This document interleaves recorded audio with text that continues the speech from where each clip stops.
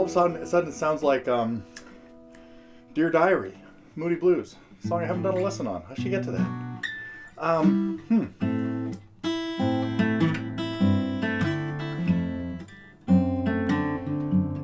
Must be that. Let's go to the F sharp in the bass. There are a lot of these, a lot of really cool progressions that feature. Oh, it is Friday, February 4th. Nice sunny day here in California. Looks like Drought City is back on. We are no sign of rain. We had a ton of it in December and like nothing in January. Anyway, a lot of really interesting progressions are based around having a minor chord with a descending bass line. And sometimes it's diatonic, meaning straight down the minor scale, which is what I started with right there. A, G, F, E. And the melody that ran through my head when I was starting to do that, and this might not even be the right progression to it, but the melody that kind of popped in my head is 16 tons.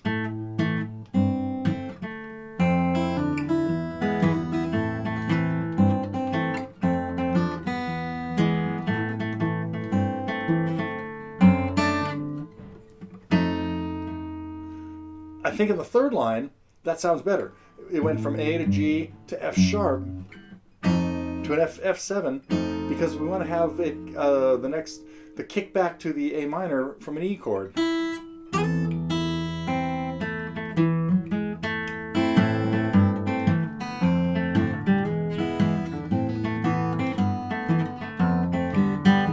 Of course, Angie does it. And then when I started playing it with, somehow I heard,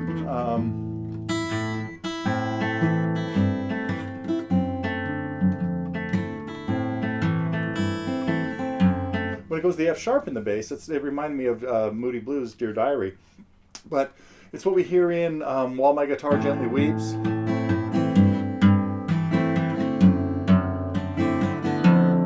Going just from A to G to F sharp to F. We hear it in same bass line in Babe I'm Gonna Leave You, but it lands on E, so we can kick back to the A minor. Oh man, this lesson I've never done a lesson on, song I've never done a lesson on, but threatened to. So this one has the chromatic line.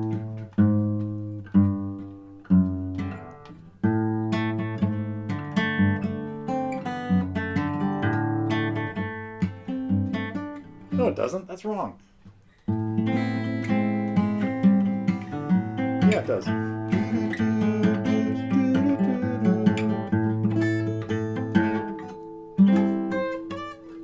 Summer Rain is what I'm thinking of there.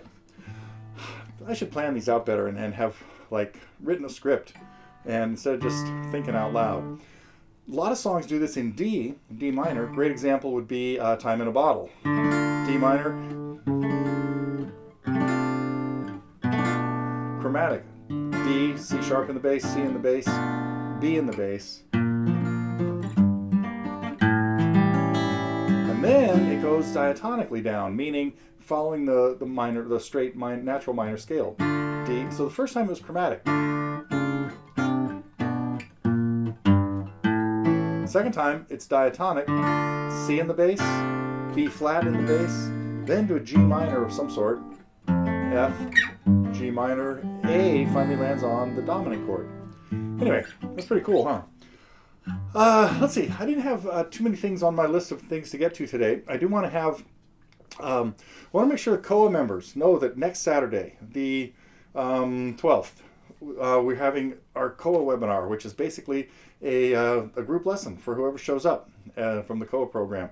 We've had only a few people at these, sometimes just 2 or 3. And once we had 6 or 7, I think, or earlier ones. But they're regular now. They're always going to be the second Saturday of the month at noon California time, at least for the next couple of months. Info on the Koa forum about that, and you should have gotten a few emails about it, but you'll get another one this week. And the other thing,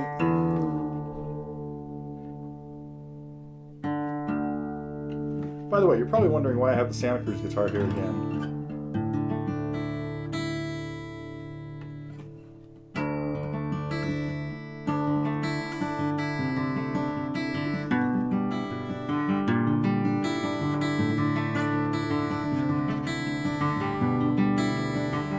get to that. It was a great question that Walt posed on the forum. But, let me finish the guitar story first.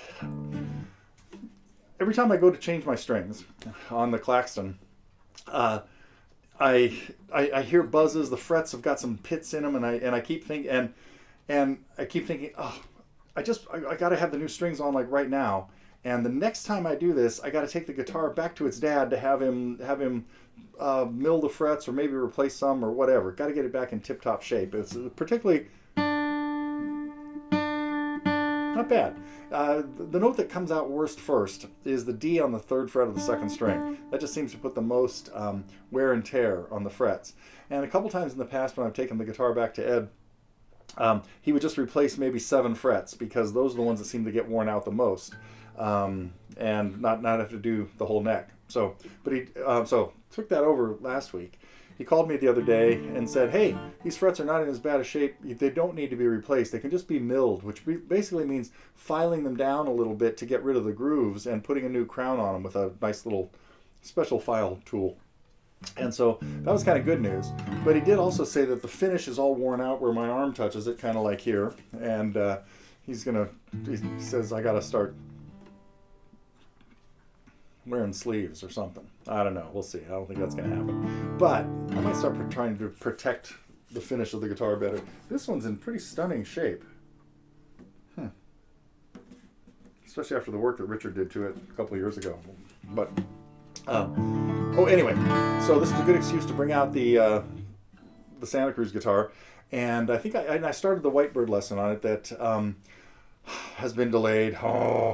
But there's actually good news. There's light at the end of the tunnel here, because finally I think I mentioned last week or the week before that the main computer I use to process videos and stuff finally bit the dust. It was a 2010 Mac Pro that had been souped up beyond belief and was working great. But finally, the video card in it that we had to put in an updated video card that uses something called metal technology or something. But in order for it to run current system software, and I finally took it down to a shop and they said this card is bad, and I said, oh man, it's probably it's getting close to the warranty. Well, it was like 2 weeks out of warranty. They're only it was good for 2 years. So this was the middle of January, and I'd bought it in December of 2 years before. So and now, so this really caught me off guard. The same card that I needed that I bought a couple of years ago for like maybe $200 was now $900. And I thought, what the heck? Who made it? I forget the company. Anyway, but it turns out it's because of two main things that have made the prices of these things go through the roof. And one of them is heavy-duty game playing. I guess people need something like this to make it all work on their computer, and crypto mining of some sort. So, anyway, they didn't take any pity on a poor musician who only uses it that is not doing one of those two things. In a lot of times though, especially for the mining stuff, I think they run the card. It's like 24/7. It's just constantly humming along at top speed and creating all kinds of bad karma, I think. Anyway, so the good news is the new computer arrived a few days ago, and it's still kind of a process to get it all up and rolling, but I think by the weekend I should be back in mode to be able to get back to finishing videos again. And we'll get to that Whitebird violin solo next. I hope if anybody's been working, I got to know if anybody's tackled it. You guys got to let me know if it's worth going to the trouble of doing these really complicated songs, or if we want to hear more Brown Eyed Girl type things. So I'm way open to lesson suggestions. Oh, somebody asked me about a Roseanne Cash song. Okay, I got it written down. I got to check that out. Speaking of checking things out, the other thing that caught me by surprise this week was one of my students who was here Monday, who frequently I'll play a song for him and I'll say, hey, you want to work on this? And he goes, I don't even recognize it. And it might be like Aqualung or No Expectations or something like that. Around that period of time, he was going to school in England, so he missed a lot of the stuff that was like really influential in my life. And he came in and said, hey, did you know there's a new Jethro Tull album? And I said, Tim, are you sure? It sounds like you're. He said, no, there really is. So I looked it up and I tracked it down and bought it. First album since 2003, which was a Christmas album for what they're calling. Oh, I guess they're calling Thick as a Brick 2 an Ian Anderson album, not a Jethro Tull album. And Thick as a Brick 2 certainly didn't grab me the way Thick as a Brick did. But after a couple of listens now, just kind of keeping it on constant play, it's really cool. It's called the Zealot Gene. And it has a lot of acoustic guitar playing and flute playing and cool vocals and stuff. Haven't digested any of the lyrics yet, but I generally don't pay too much attention to those in Ian Anderson's tunes. Although Skating Away, there's some cool ones. But, so yeah, bought 2 new albums this week, and I think I'm going to, aside from downloading them, I think I'm going to buy them on vinyl even now, especially the Jethro Tull one. The other one that I haven't gotten to yet because I was enjoying the Zealot Gene so much is Neil Young's new album, Barn. And so I'm going to have to cut this short and get back to listening to some tunes in a few minutes. So, but I did want to address a great idea that Walt brought up on the forum the other day. I hope I can remember the chords.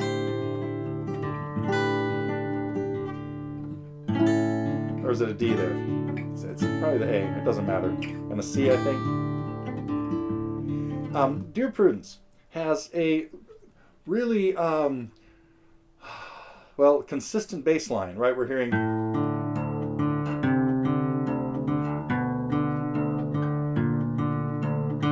And if you could keep that going and mess around with the melody...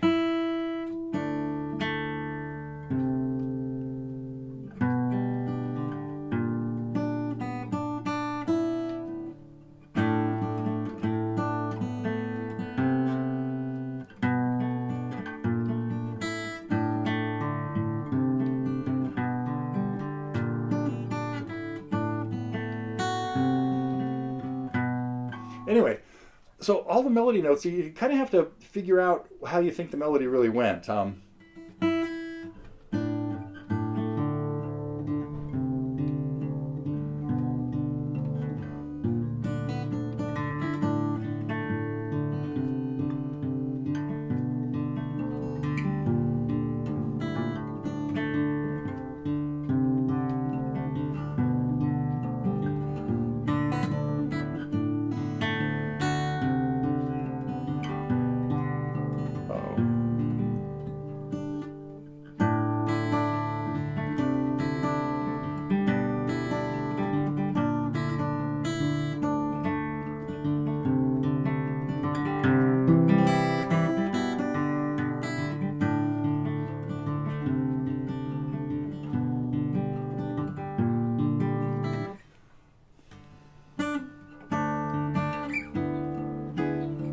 Oh, it's just a G, huh?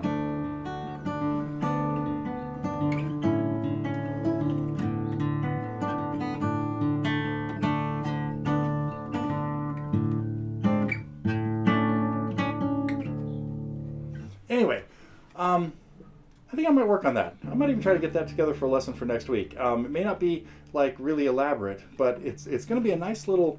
I'm guessing. I haven't obviously delved into this very deep, but a good challenge to just keep that bass line going and find the melody notes, and they're all. It seems like all the melody notes are going to be on the top 3 strings. All the bass notes are going to be on the bottom 3 strings. What could be easier? Piece it together. Well, if anybody's interested in giving that a try, have at it. I think it sounds like a good plan. Okay, I think that's it for today. That's enough A minor stuff.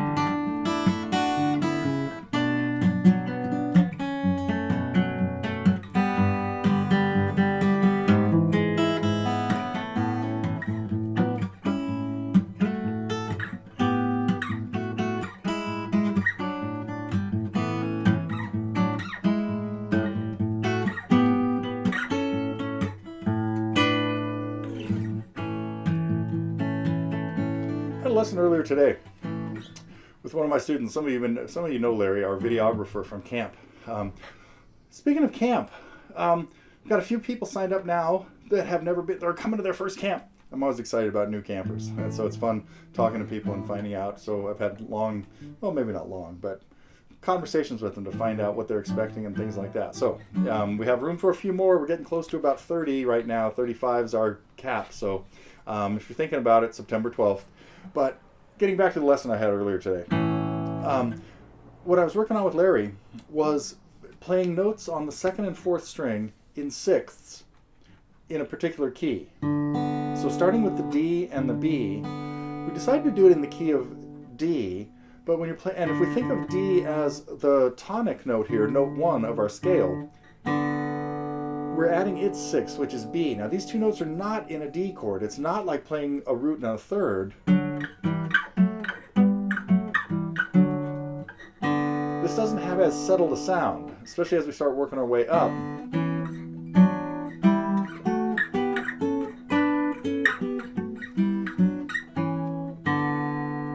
Doesn't feel like I finished that scale, right? Because this chord I'm starting on and ending on is not a D chord. It's really, I'll let you figure that out. So today's puzzle, I guess, is if I play D and its sixth, there are two notes that are also a third apart. If we turn them over, invert them, the B and the D. And so the question then is, what are the chords in the key that include those two notes?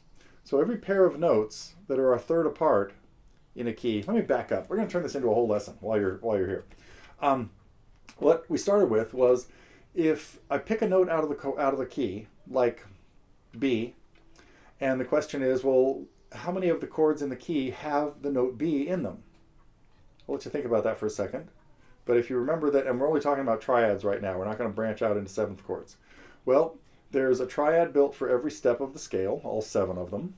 And then each of those triads, of course, has 3 notes in it. Well, that means any given note will be in, you got it? 3 chords.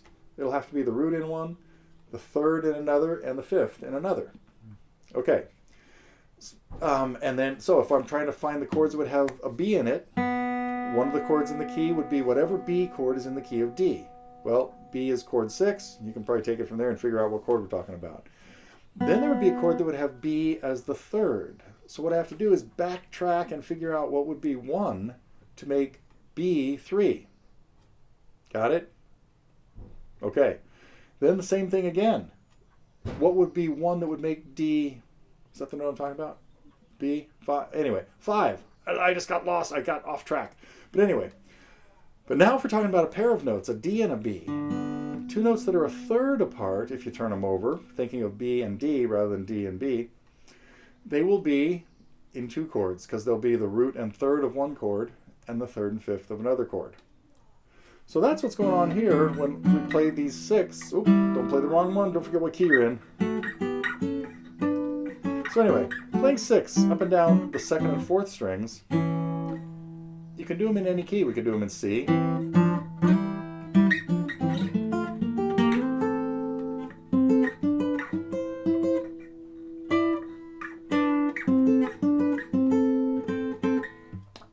Could also be done on the top 2 strings, the first and third strings. Okay, enough theory teasers for today. I am going to call it a day for the first Friday in February.